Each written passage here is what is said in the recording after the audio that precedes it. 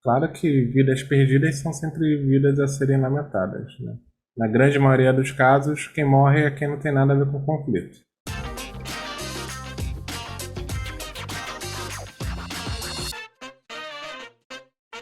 Olá, tudo bom? Eu sou Marcos Tavares e comigo Sérgio Caetano e Matheus Brandão. E estamos aqui reunidos para tratar do tema da moda, né? Sobre o risco de apocalipse nuclear. Teremos ou não Terceira Guerra Mundial? Viveremos ou não uma nova ordem mundial? Em tempos de muitas dúvidas. E aí? Vai ser uma terceira guerra mundial no leste europeu? Como é isso? A gente tem que decidir. A gente começa com um aspecto mais otimista ou mais pessimista. Aí a gente decide quem começa a falar. Eu tô mais otimista. Acho que vai ser só bomba termobárica mesmo, mas nada de arma nuclear. Vimos que quem começou foi o negativista. Mas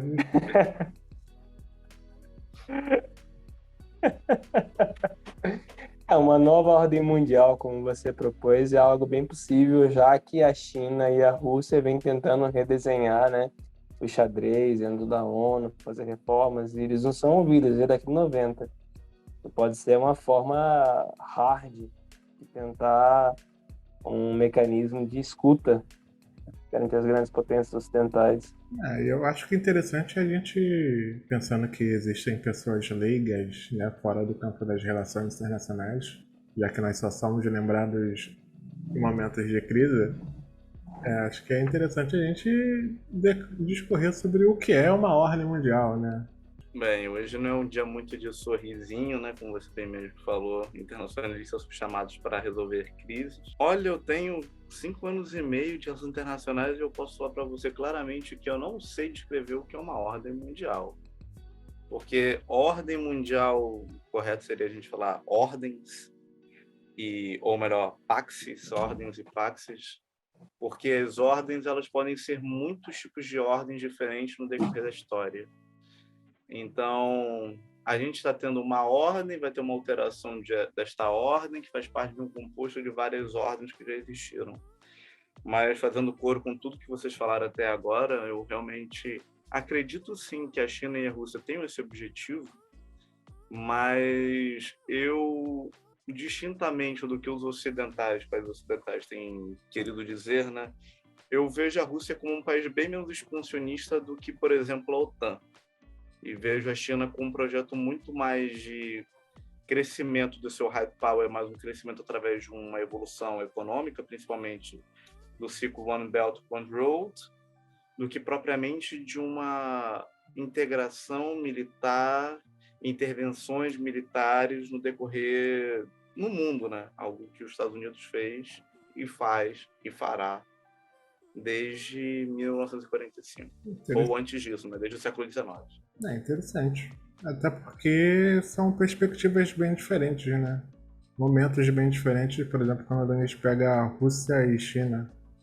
Embora os jornais tenham batido bastante sobre a importância da energia russa para a Europa e para o mundo de uma forma geral, a perspectiva chinesa eu penso que é um tanto quanto diferente, já que, não sei, acho que seria altamente desinteressante para a China, no caso, tentar algo mais drástico, como tomar Taiwan de volta, né? Essa eterna discussão de territorialidade de Taiwan. Eu vejo a China como tentando manter o poder ali e a zona de influência mais aproximada. Eu li sobre uma base que ela está instituindo na Papua Nova Guiné, tentando se projetar sair do Pacífico, ali próximo à Austrália, mas não muito mais distante que isso, e mantendo o controle do Mar do Sul da China, com a Nine Dash Line, e a geoeconomia do Obor, como o Matheus falou, mas nada intervencionista. É muito isso, é tentar reinstitucionalizar, redesenhar, reequilibrando várias vezes esse sistema que foi instituído pós-45, que não passou por nenhuma reforma substancial até hoje. E tantas coisas mudaram desde então, não? E acho que dentro do que o Matheus até citou, essa questão do expansionismo da OTAN, do expansionismo russo, acho que a grande diferença em questão é no direito internacional, né? É a forma como isso é feito.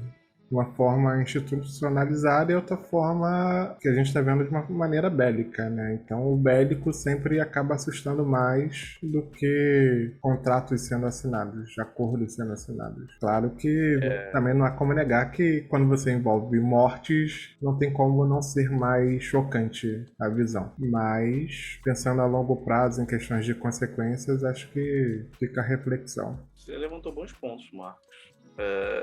Mas eu gostaria, fazendo coro com o que o Sérgio falou, a China tem uma base também em Djibouti, que é ali no nordeste da África, ou seja, a China ela tenta ao mesmo tempo ter uma passagem pelo Oceano Índico, o que pode gerar uma nova reascensão da rivalidade com a Índia, mas ela também tenta ter uma certa passagem pelo Oceano Pacífico, para não se sentir encurralada dentro do círculo da OTAN. Eu não vou fazer aqui mais explicações sobre geopolítica, porque eu acho que todo mundo já está careca de ouvir sobre Hartland, Himmler, Mackinder, Mahan, que os jornais já têm falado tanto, mas eu vou trabalhar um pouco nessa questão da Rússia, né? Tem um pesquisador chamado Luiz Alberto Muniz Bandeira, e os livros vão ser disponibilizados aqui, o link, tudo bonitinho. Essa questão da Ucrânia, né? A Ucrânia ela se torna independente em 1991, após o fim da União Soviética, e durante mais de um milênio, a Ucrânia também já foi parte do Império Russo, foi a capital do Império Russo, mais ou menos em 900 depois de Cristo. Até a série Vikings vai passar isso, né? A capital do Império Russo era Kiev. A Ucrânia e a Rússia são povos primos. E a Ucrânia é muito mais parte da Rússia do que Taiwan é da China e do que, por exemplo, o Acre é do Brasil. Essa questão da Ucrânia, né, passa por um imaginário muito criado pelo Ocidente, que há uma intervenção na Rússia, de fato há, mas houve um movimento em 2014, quando o presidente ucraniano foi retirado por forças de extrema-direita, ultradireita, nacionalistas. Né, isso chama muita atenção, as pessoas ficam muito, né, alvoroçadas por ouvir essa palavra, mas as forças de extrema-direita usavam sim símbolos neonazistas. Né, e a Ucrânia, historicamente, ela é conhecida assim pelo seu forte apelo ao neonazismo. Além de ser o segundo país com o maior número de membros de neonazistas no mundo, a Ucrânia também foi um país que apoiou a invasão nazista contra os soviéticos durante a Segunda Guerra Mundial. Então, o povo russo sempre olhou os ucranianos com uma certa desconfiança, e após esse golpe de Estado, em 2014 a 2015, que vai colocar um governo momentâneo, que depois vai ser votado esse presidente, que é literalmente comediante, você pode pesquisar no YouTube, ele é comediante, né? Parece até que não está fazendo um papel ali. Há a reascensão da russofobia, do ódio e por aí vai, de vários grupos que são minoritários na Ucrânia. E, obviamente, a Rússia, utilizando o seu argumento de proteção aos russos, de proteção também contra a OTAN, eles vão usar a argumentação de desmilitarizar a Ucrânia e desnazificá-la. Um argumento bastante plausível do ponto de vista russo. O que é algo bastante complicado se tratando de um presidente judeu, né? Como desnazificar um país no qual um judeu é o presidente. Aí vem a explicação do Dr. Alexander Zebit, que ele vai dizer: este mesmo presidente judeu, né, foi o homem que instituiu vários feriados e deu, né, de certa forma, muito aval para grupos neonazistas continuarem ultranacionalistas o seu programa, né, de expansão. Então, basicamente, seria bem interessante você colocar um judeu num cargo de elevado potencial, sendo que ele é basicamente uma marionete. E pró-Ocidente, ou seja, pró os interesses do povo europeu, ou seja, pró-interesses de uma parte da Ucrânia, né? Essa parte mais de direita. Então, né, gente, não necessariamente uma pessoa fazer parte de um grupo vai dizer que esse é o argumento do Dr. Alexander Zebit, também tem o link, mas é algo bastante polêmico e eu estou aberto a ouvir vocês. Eu acho a situação extremamente complicada porque nós do Ocidente, né, já que estamos no Brasil, parte do Ocidente, por mais que talvez muitos no norte global talvez não saibam disso, mas acho muito complicado porque nossa visão de mundo é baseada no bem e no mal, então é muito difícil você olhar para uma guerra e entender que não necessariamente existe alguém bom e alguém mal lutando. Então eu acho que a nossa visão de mundo complica entender certas coisas, né? Até um caso bem complicado, por exemplo, quando a gente olha algumas tentativas de elogiar algumas medidas heróicas do atual presidente ucraniano. Aí quando você para e pensa, você sabe, qualquer pessoa de relações internacionais sabe que a tendência a dar merda, porque acho que não existe outra palavra mais adequada, a tendência de dar merda de você tentar entrar na OTAN na vizinhança da Rússia, com todo esse quadro que o Matheus acabou de descrever, é muito alta. Então, uma tentativa de transformar o homem que tinha, em tese, o poder nas mãos para evitar tudo isso, eu acho muito complicado. E Balcãs de um lado e Cáucaso do outro, né? Pensa. É uma área geoestratégica muito importante para a Rússia.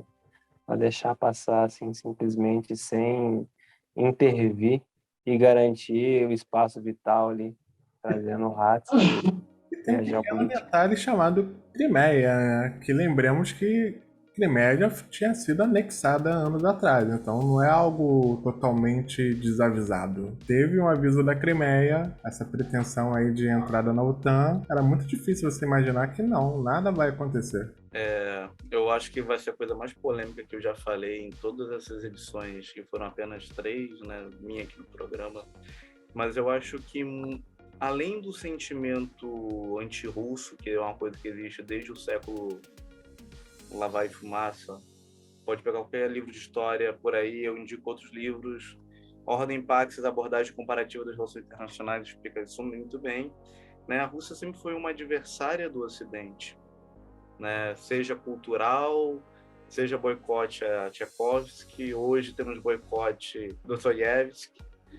Sempre houve um boicote cultural, político e econômico à Rússia, né? E isso só tem se intensificado, né, através de uma retórica do Ocidente que a Rússia é mal, que a Rússia é expansionista, sendo que eu acho que a grande questão para as pessoas estarem tão tristes, né, tão fragilizadas com a invasão da Ucrânia é porque os ucranianos são brancos e europeus.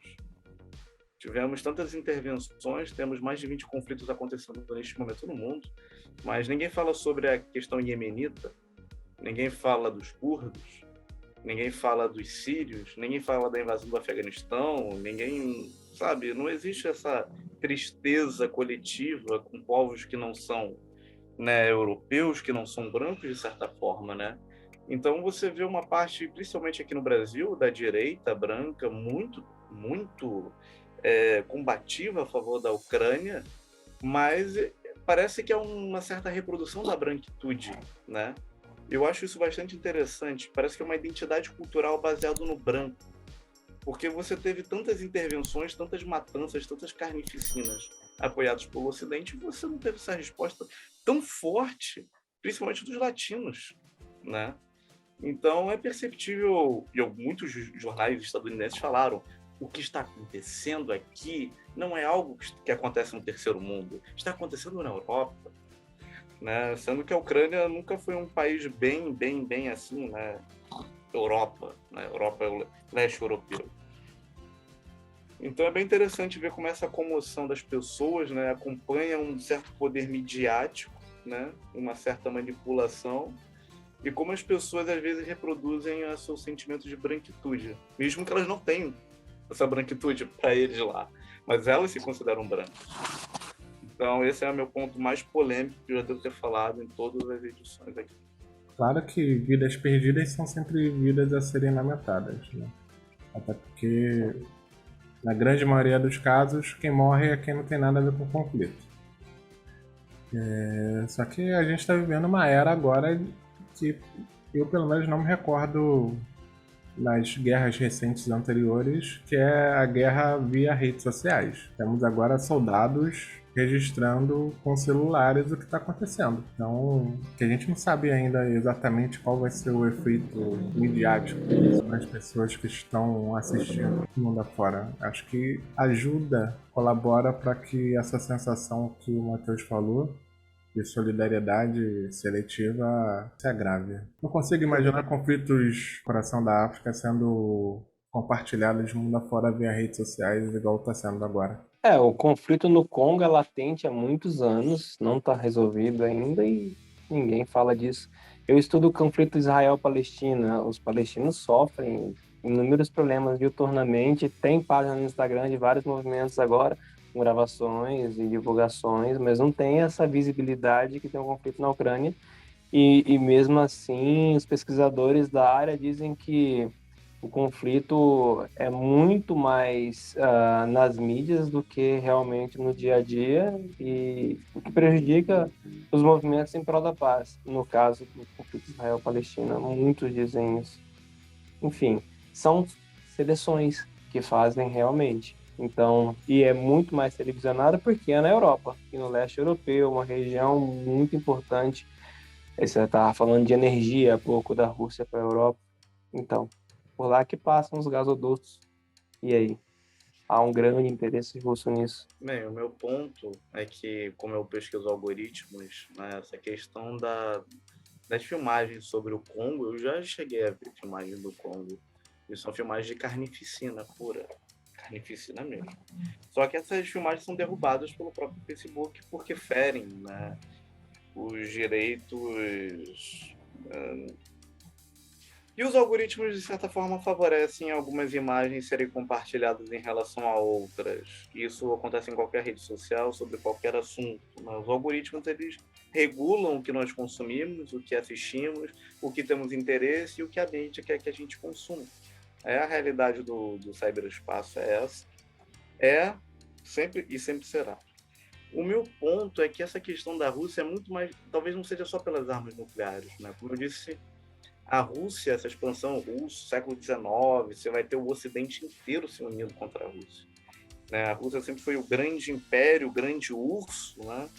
Então sempre houve esse sentimento contra a expansão da Rússia, que já é um país gigantesco. E se tornou mais ainda durante a União Soviética. Mas eu acho que a questão é muito mais tentar eliminar o principal concorrente estadunidense na região. Se você neutraliza a Rússia, né, basicamente a China pode ser facilmente predada numa guerra econômica. E os Estados Unidos sabem disso. Os Estados Unidos querem manter a sua posição de poder naquela região. Então, você cercando aquela região toda, né, você criando um sentimento anti-Rússia, que já cresceu bastante, inclusive saiu dados, né, que 80% da população estadunidense considera a Rússia uma grande inimiga. É uma pontuação tão alta quanto na época da Guerra Fria, então podemos conduzir... Já estamos na Guerra Fria, gente. Não na Guerra Mundial, mas já estamos numa Guerra Fria. Então isso corrobora muito para a gente pensar numa sociedade do espetáculo e uma sociedade do espetáculo seletiva.